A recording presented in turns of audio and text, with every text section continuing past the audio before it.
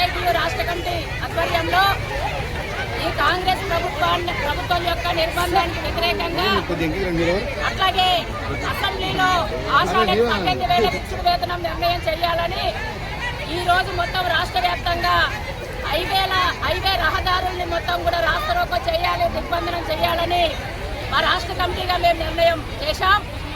నేను రాష్ట్ర అధ్యక్షురాలిని, నా పేరు పి జయలక్ష్మి. రాష్ట్ర కమిటీ నిర్ణయంలో భాగంగా మహబూబ్ నగర్ జిల్లా జడ్చర్ల దగ్గర ఉన్న పౌరంపేట దగ్గర ఇక్కడ నేషనల్ హైవేని మొత్తం కూడా మేము అక్కడి నుంచి ఇక్కడ దాకా ఆశాలు పెద్ద సంఖ్యలో కూర్చొని ఇక్కడ రాస్తారోకో నిర్వహిస్తున్నాం. ఇక్కడ పోలీసులు వచ్చి మమ్మల్ని బెదిరిస్తున్నారు. మేము ఇక్కడ చేయడానికి కారణం ఏంటంటే మాకు ధర్నా చౌక్ అనేది ధర్నా చేసుకునే అవకాశం ఉన్న ధర్నా చౌక్ అది.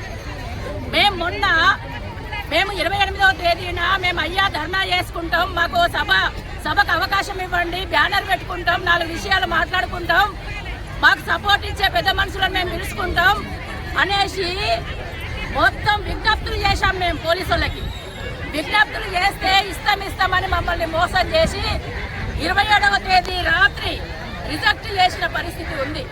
మరి ధర్నా చౌక్ రానివ్వరు, మా విషయాలు మమ్మల్ని మాట్లాడనివ్వరు, ప్రజావానికి రానివ్వరు.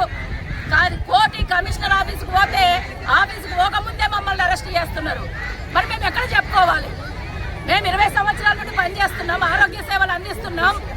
ఈ రోజు ప్రజలందరూ ఆరోగ్యంగా బతికే దాంట్లో మేము కీలక పాత్ర పోషిస్తున్నాం.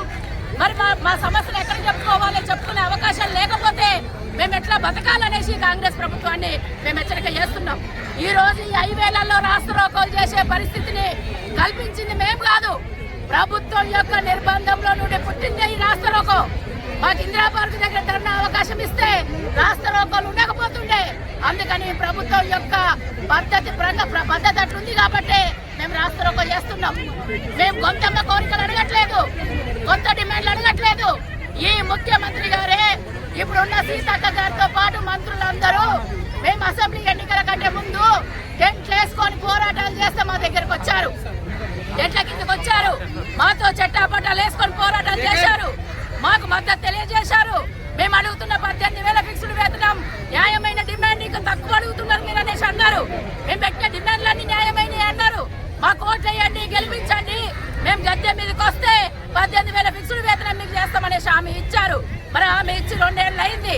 2 ఏళ్ల నుంచి నీ నోటి నుండి, ముఖ్యమంత్రి గారి నోటి నుండి కానీ, మంత్రుల నోట్ల నుంచి కానీ కనీసం ఆశా వర్గాలు అనేవాళ్ళు రాష్ట్రంలో ఉన్నారు. మేము పరిష్కారం చేస్తాం, పిలుస్తాం, మాట్లాడతామన్న పాపాన ఈ ప్రభుత్వం మాట్లాడట్లేదు. మరి మేము ఎట్లా బతకాలి అనేసి ఈ రోజు మేము అడుగుతున్నాం. 2 ఏళ్ళు అయింది, అంతకంటే ముందు 3 ఏళ్ళు అయింది. ఈ రోజు మాకు పారితోషికాలు పెరగక, జీతం పెరగక 5-6 సంవత్సరాలు అవుతుంది. 5-6 ఏళ్ల నుండి పనిభారం విపరీతంగా పెరిగింది, ధరలు ఆకాశాన్ని అంటుతున్నాయి. మాకు వచ్చేది పెరగకపోతే ఎట్లా బతకాలనేసి ఈరోజు మేము ప్రశ్నిస్తున్నాం. అందుకని ముఖ్యమంత్రి గారికి చెప్తున్నాం, అసెంబ్లీలో ఉన్న మంత్రులకు అందరికీ కూడా మేము చెప్తున్నాం, ఎమ్మెల్యేలకు అందరికీ కూడా మేము విజ్ఞప్తి చేస్తున్నాం. మా కోసం ఈ రోజు అసెంబ్లీలో చర్చ జరగాలి, మా కోసం చర్చ జరగాలని పట్టుబట్టాలి ఎమ్మెల్యేలందరూ, మంత్రులందరూ. అట్లాగే మేము అడుగుతున్న ఫిక్స్డ్ వేతనం 18,000 అసెంబ్లీలో నిర్ణయం చేయాలి. నిర్ణయం చేస్తేనే ఈ హైవే దగ్గర నుండి లేస్తాం, లేకపోతే లేచేది లేదు. తాడో పేడో తావో బతుకో అన్ని రకాలుగా మేము సిద్ధపడి ఇక్కడికి వచ్చాం. మేము ఓపికతో ఉండి ఈరోజు అలసిపోతున్నాం, మా ప్రాణాలే పోతున్నాయి. మా సమస్యలు మాత్రం పరిష్కారం చేయట్లేదు. ఈరోజు అసెంబ్లీలో ఏదో ఒకటి తేల్చాలి, లేకపోతే మేము ఇక్కడ నుండి లేవం. ఖబర్దార్ కాంగ్రెస్ ప్రభుత్వం అనేసి హెచ్చరిక చేస్తున్నాం. అట్లాగే అయినా ప్రభుత్వం పరిష్కారం చేయకపోతే మేము ఇప్పటికే ప్రకటన చేశాం, వర్షాకాలంలో సీజనల్ వ్యాధులున్న కాలంలో మేము పనులన్నీ బంద్ చేసి మొత్తం మా సత్తా చూపెట్టడానికి నిరవధిక సమ్మెలోకి వెళ్తున్నాం. ఖబర్దార్ ముఖ్యమంత్రి గారు అనేసి మేము ప్రభుత్వానికి హెచ్చరిక చేస్తున్నాం.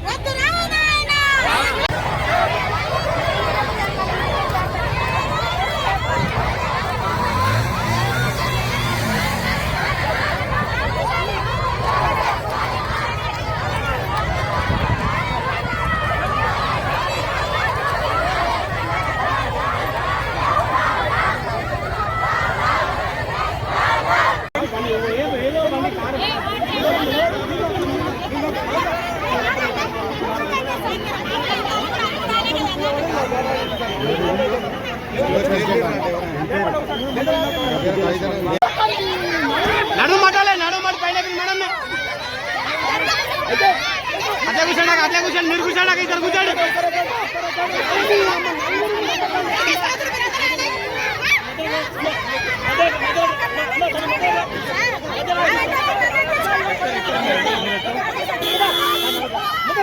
బస్ ఆపరే తీసుకో